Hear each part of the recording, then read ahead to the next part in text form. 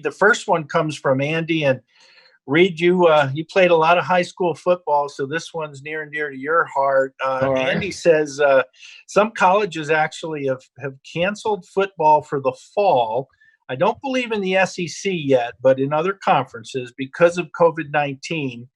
But it seems like it's really because of the risk of getting sued if players get very sick or worse. So Andy wants to know, would a school really be liable since those same players are volunteering, even lobbying to play sports? Meaning, like back in the day, it was your call. If you wanted to play in Thompson, you played, and it's Sure. the same at Greenbrier. So what's the liability?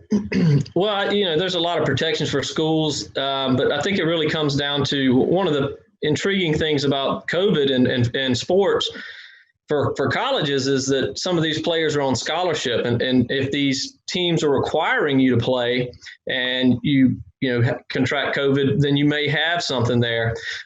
It really is going to depend on how the school is handling the problem. And if they know that there's a COVID problem and they're not taking precautions, then they may be held liable.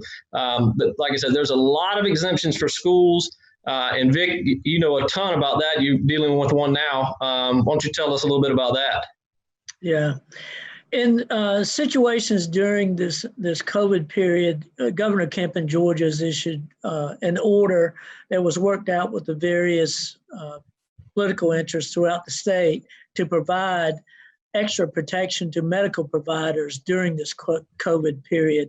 You have to show wanton and willful conduct by those providers in order to pursue a claim. Now, with regard to schools, they're already granted sovereign immunity and is qualified as to teachers to some degree, but you would have to show that they failed to follow their own guidelines and actually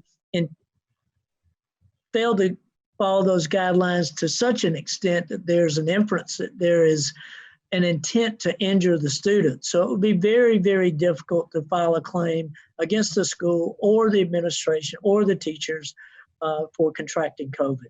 And one more thing on that topic that I find interesting that could occur is that I see a lot of schools saying they may play football in the spring. Well, if that happens and you play football in the spring and then you turn around and play it in the fall, is that going to be enough time to let these players heal from the injuries and the abuse that their bodies take? And that's going to lead on to a whole nother bag of worms. So that'll be interesting to see how that plays out. And the obvious concern by parents is just the close contact of playing and being so close to one another. So we'll have to wait and see. The other area of concern, Vic, you touched on it, the folks that are maybe a little bit older,